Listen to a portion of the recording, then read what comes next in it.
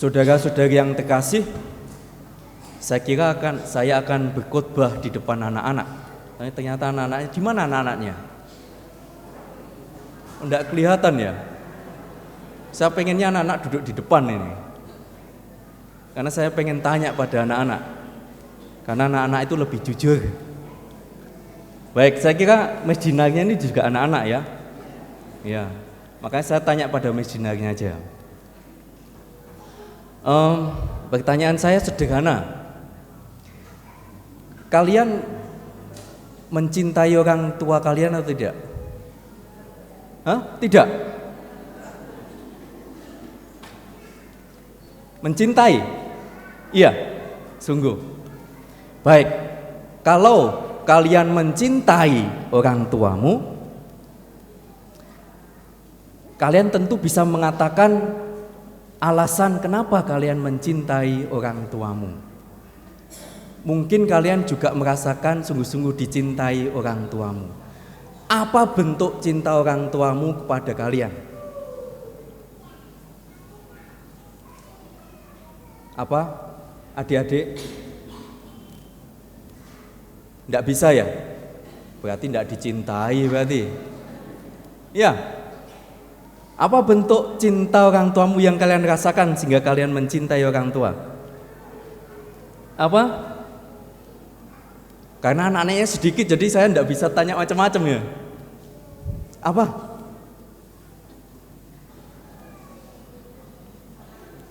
Sulit ya? Cinta orang tua itu banyak atau sedikit? Banyak. Masa nyebutkan satu saja tidak bisa? Ayo, sebutkan satu saja bahwa orang tua kalian itu mencintai kalian. Ayo, satu saja. Ini kalau sudah satu-satu sudah 8 ini. Ayo, sebutkan. Apa? Dek, apa dek? Enggak, enggak dicintai? Iya. Nah, itu ada mic-nya. Ya, ini. Supaya orang tuanya juga mendengarkan ya. Loh, jangan rebutan mic-nya. Ayo, satu saja, ayo. Ayo, apa bentuk cinta orang tuamu padamu? Apa? Kok sulit sekali ya? Orang tua ini mencintai enggak?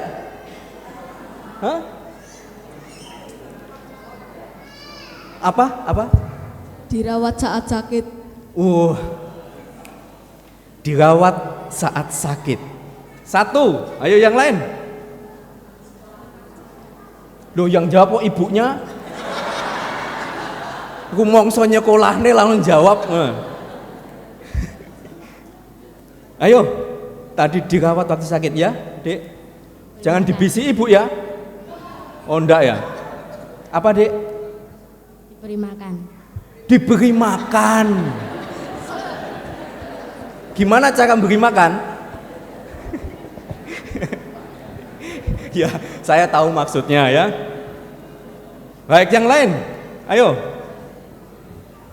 Memenuhi kebutuhan sekolah. Memenuhi kebutuhan sekolah. Baik. Lagi. Loh, kok melet? Ayo, satu saja. Tadi sudah 3. Dirawat waktu sakit, dipenuhi kebutuhan sekolahnya, diberi makan. Mengantar saat sekolah. Mengantarkan ke sekolah. Ayo, diserahkan ke sana.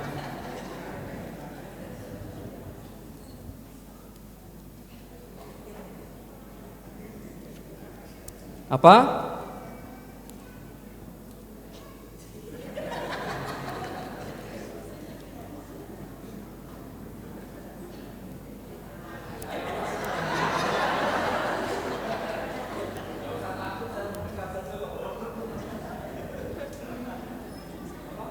Memberi uang.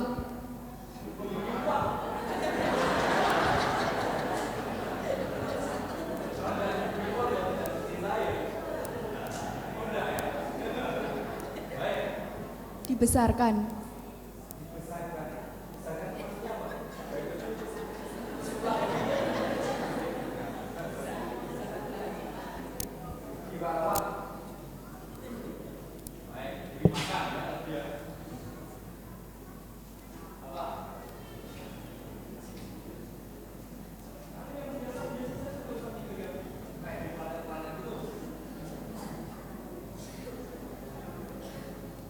Sekolahkan.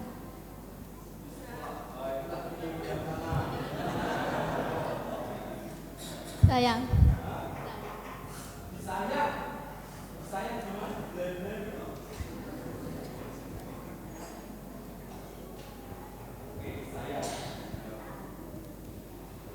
Didik.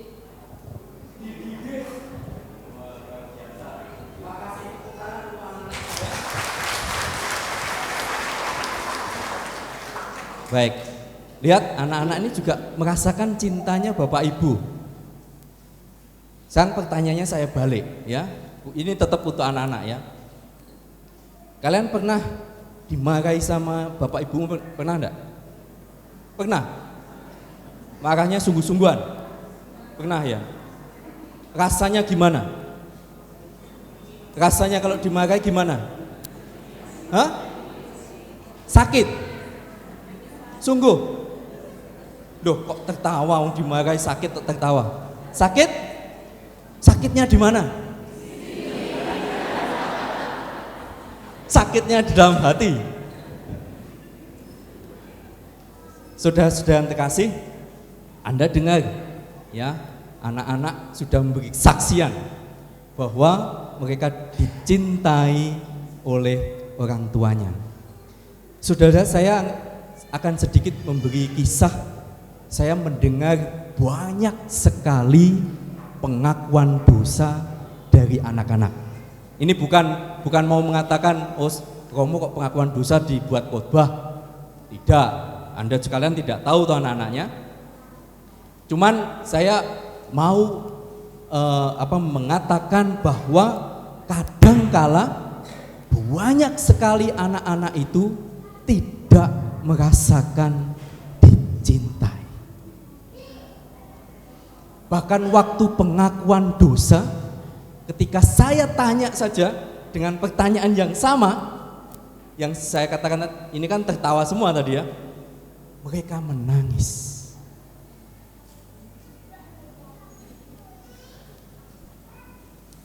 Menangis bahkan dengan alasan yang sangat mereka rindukan, karena orang tuanya mau cerai.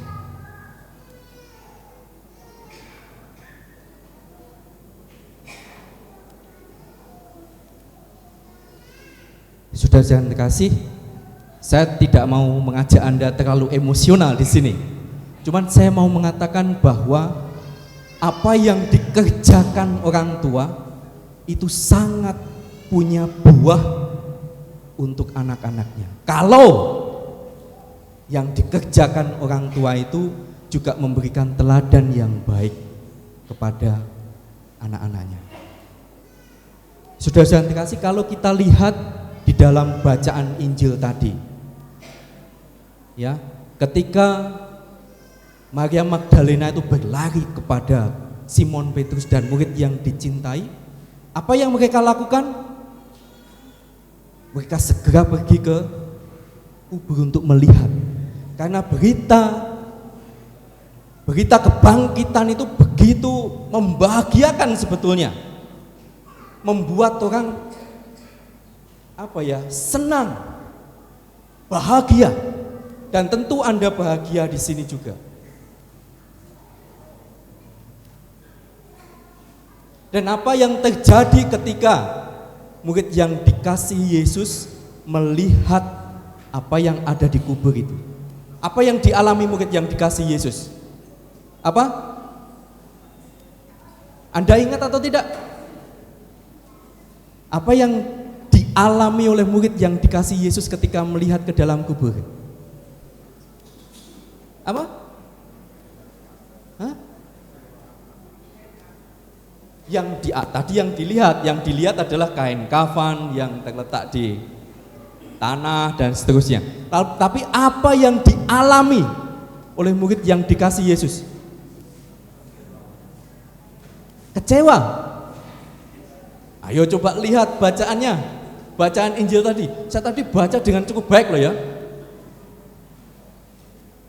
Ayo, apa yang dialami? Yang dialami adalah dia melihat dan percaya. Ayo coba nanti dibaca di rumah lagi ya. Di akhir cerita itu, murid yang dicintai Yesus melihat dan percaya. Apa artinya itu, saudara-saudara yang terkasih? Apakah Anda melihat? Apakah Anda semua melihat? Apakah Anda melihat Yesus yang bangkit? Tidak. Mengapa? Mungkin ini, tapi sebetulnya pengalaman manusia itu penting ya. Melihat itu penting. Kalau kita tidak melihat, bisa saja kita percaya. Tetapi manusia seringkali harus melihat baru percaya. Ya enggak? Anda semua, kita semua tidak melihat, tetapi kita percaya bahwa Yesus bangkit. Nah, saudara-saudara yang terkasih, jangan kaget. Kalau Anda sudah percaya bahwa Yesus bangkit, ya, itu Anda miliki dalam hidup, ya enggak? Tapi orang lain harus melihat dan percaya. Tahu maksudnya?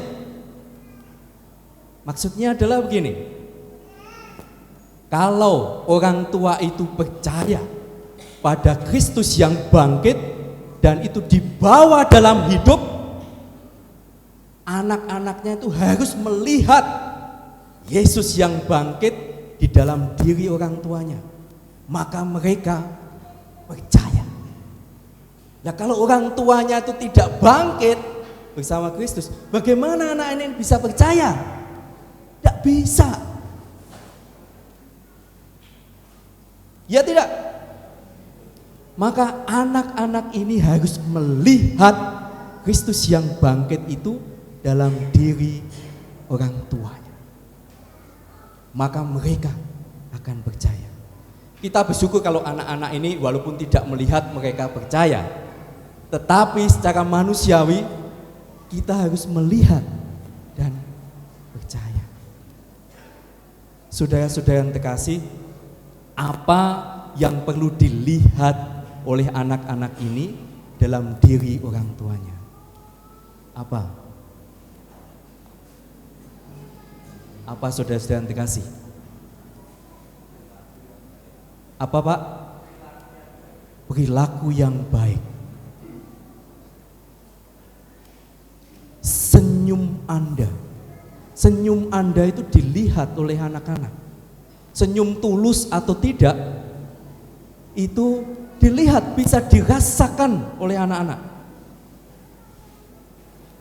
Anda perhatian atau tidak itu bisa dirasakan oleh anak-anak. Perhatian itu apa sih? Perhatian itu ada dua kata dalam, saya belajar dari diakon.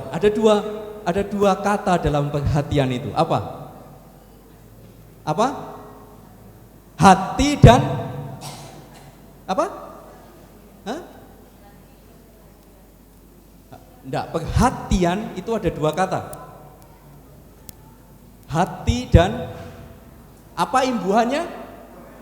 Ya, perdanaan. Kalau digabung apa? Ya, hati dan peran. Jadi memberi hati sesuai dengan perannya. Jadi sebagai orang tua, bagaimana memberi hati pada anaknya.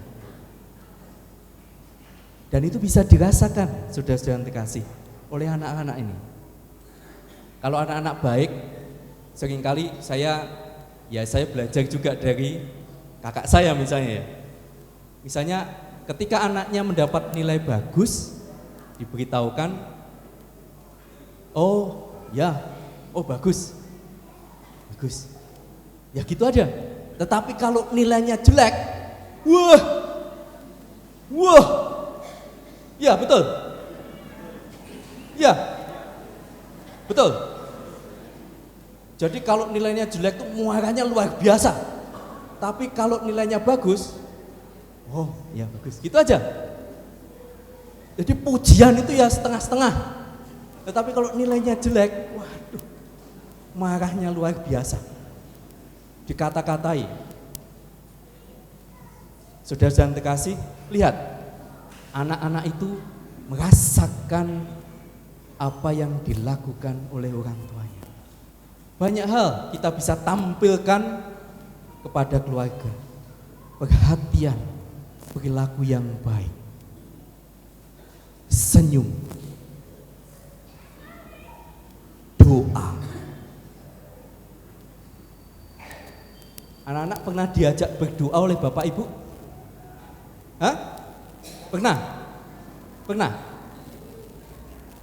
Pernah ya? Ini bapak ibunya pasti berbunga-bunga ya. Untung anak saya ngomong yang baik. Apa? Pas eling, tapi oke gak elingi. Berdoa. Pernahkah Anda mengajak berdoa anak-anak?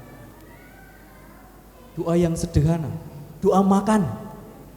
Pernah?